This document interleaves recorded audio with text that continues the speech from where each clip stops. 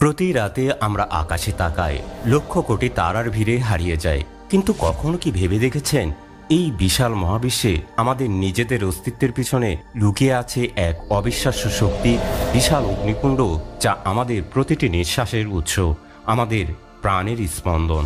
এটি আমাদের সূর্য, আর এর আকার, এর ভর এতটাই অকল্পনীয় যে তা আমাদের ধারণারও বাইরে। কি হতো যদি এর ভর একটুও বদলে যেত? তাহলে কি আমরা এই পৃথিবী অদ্যও টিকে থাকতাম? কি করে বিজ্ঞানীরা এই অতিকায় বস্তুর ওজন মাপলেন, যা কোনো দাঁড়িপাল্লায় মাপা সম্ভব নয়? আর কেনই বা সূর্যের এই বিপুল ভর আমাদের সৌরজগতের স্থপতি?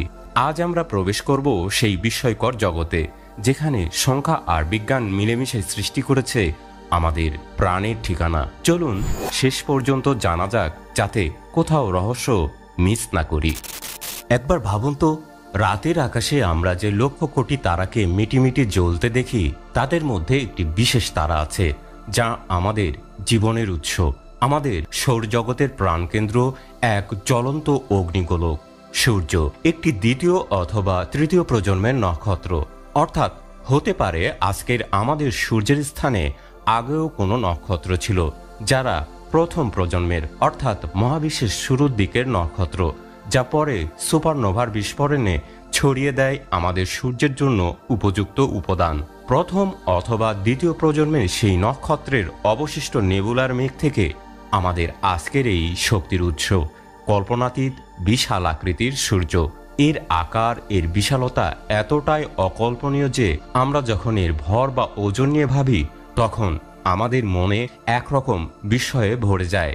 আমরা আজ সূর্যের সেই অবিশ্বাস্য ভর নিয়ে কথা বলবো, যা কেবল একটি সংখ্যা নয়, বরং আমাদের সৌরজগতের স্থিতিশীলতা এবং প্রাণের অস্তিত্বের মূল চাবিকাঠি।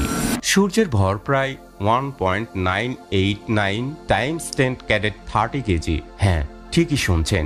সহজ করে বললে, 2-এর পরে 30টা শূন্য বসালে যে বিশাল সংখ্যাটা হয়, সূর্য প্রায় তত কেজি ভারী। কল্পনা করতে পেরেছেন এই বিশালতা? আমাদের দৈনন্দিন জীবনে আমরা যে ওজন বা ভর নিয়ে কথা বলি, তার থেকে এটা সম্পূর্ণ ভিন্ন এক মাত্রা। এই বিশাল সংখ্যাটা কেন এত গুরুত্বপূর্ণ? কারণ সূর্যের এই বিপুল ভরই আমাদের সৌরজগতের স্থিতিশীলতার প্রধান কারণ। এর মহাকর্ষীয় টানের কারণেই পৃথিবী সহ সৌরজগতের সমস্ত গ্রহ একটি নির্দিষ্ট কক্ষপথে সূর্যের চারিদিকে অবিরাম ঘুরছে। যদি সূর্যের ভর ভিন্ন হতো, তাহলে কি হতো? হয়তো আমাদের পৃথিবী কক্ষপথ থেকে ছিটকে যেত, অথবা সূর্যের দিকে টেনে নিত।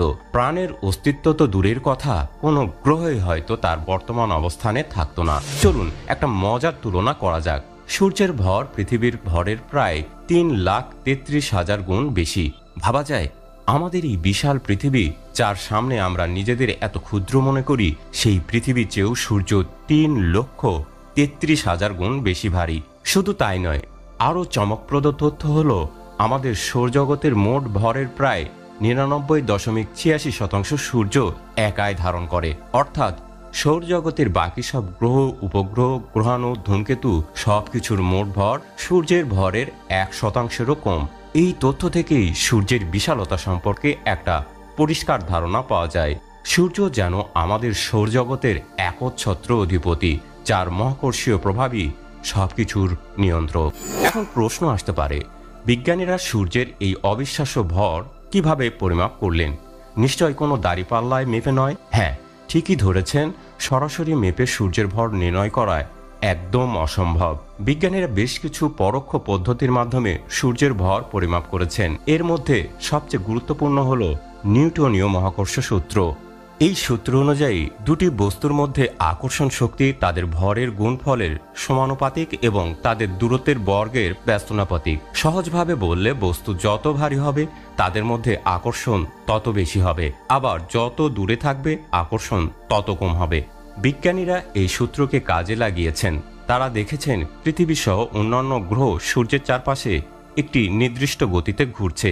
বিজ্ঞানীরা এই গ্রহগুলোর কক্ষপথের গতি, তাদের কক্ষপথের ব্যাসার্ধ এবং একটি ধ্রুবক, যাকে মহাকর্ষীয় ধ্রুবক বা গ্র্যাভিটেশনাল কনস্ট্যান্ট বলা হয়, তা ব্যবহার করে সূর্যের ভর অত্যন্ত নির্ভুলভাবে হিসাব করতে পারেন। সহজভাবে বলতে গেলে বিজ্ঞানীরা দেখেন পৃথিবী কি গতিতে সূর্যের চারপাশে ঘুরছে এবং সূর্য থেকে পৃথিবীর গড় দূরত্ব কত।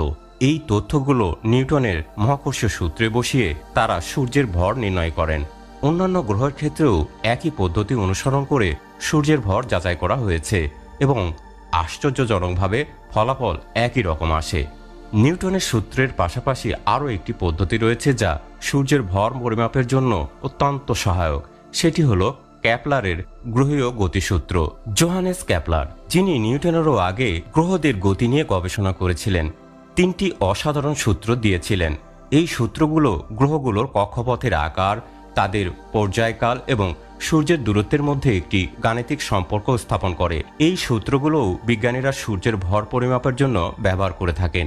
নিউটন এবং ক্যাপলারের এই যুগান্তকারী আবিষ্কারগুলোই আমাদের মহাবিশ্বের নিয়মকানুন বুঝতে সাহায্য করছে। এখানে একটা গুরুত্বপূর্ণ বিষয় পরিষ্কার করা প্রয়োজন। আমরা সাধারণত ওজন শব্দটি ব্যবহার করি, কিন্তু জ্যোতির্বিজ্ঞানে ভর বা মাস শব্দটি বেশি সঠিক। ওজন হলো মহাকর্ষীয় বলের কারণে কোনো বস্তুর উপর প্রযুক্ত শক্তি, যা স্থানভেদে পরিবর্তিত হয়। উদাহরণস্বরূপ, চাঁদে আপনার ওজন পৃথিবী থেকে কম হবে, কারণ চাঁদের মহাকর্ষ বল কম, কিন্তু আপনার ভর সবসময় একই থাকবে।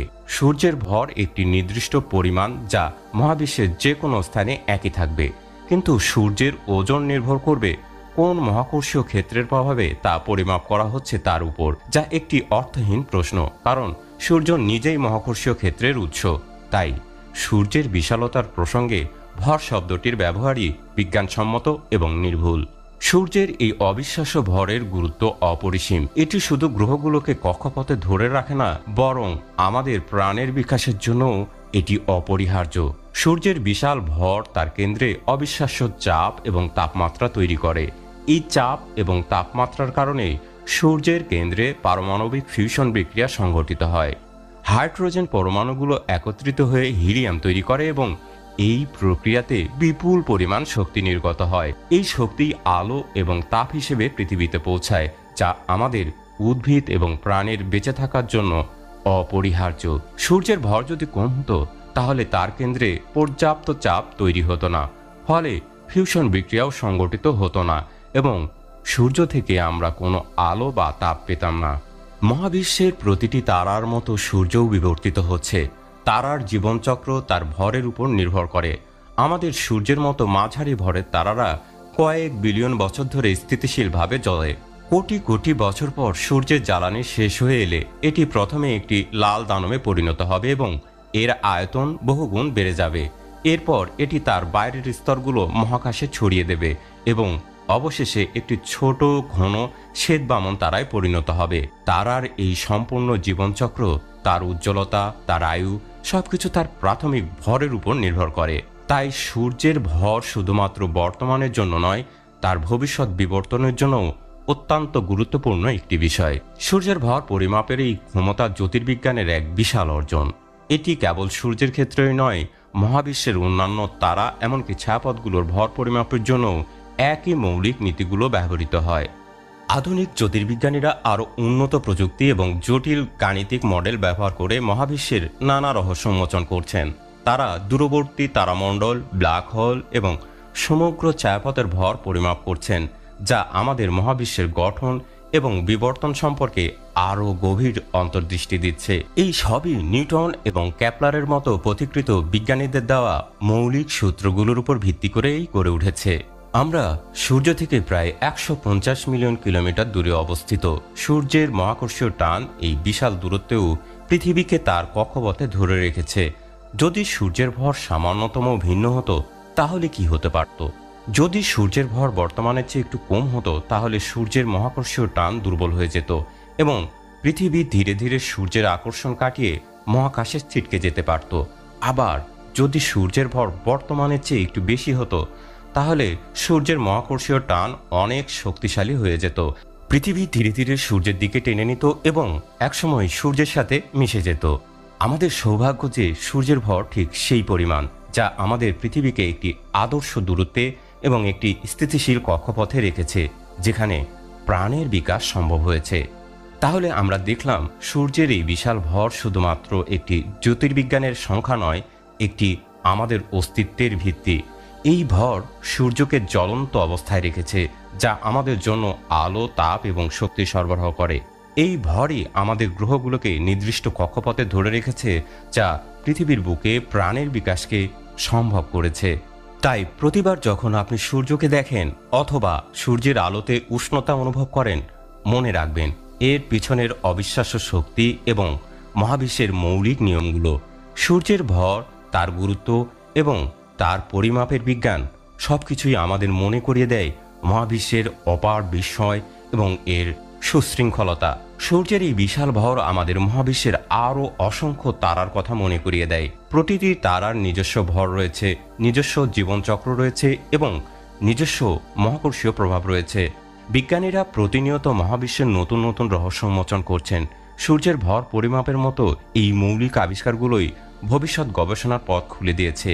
এই জ্ঞান আমাদের শুধু সূর্যকে বুঝতে সাহায্য করে না, বরং সমগ্র মহাবিশ্বকে বুঝতে সাহায্য করে। তাই পরের বার যখন আমাদের সূর্যকে দেখবেন, তখন শুধু একটি উজ্জ্বল বস্তুকে দেখবেন না, বরং দেখবেন আমাদের সৌরজগতের স্থপতিকে, যার প্রতিটি কোণা আমাদের অস্তিত্বের সাথে নিবিড়ভাবে জড়িত, যে জন্ম নিয়েছিল বলেই পৃথিবীর জন্ম এবং সেখানে আমাদের মতো জীবনের ভিত্তি গড়ে উঠেছিল।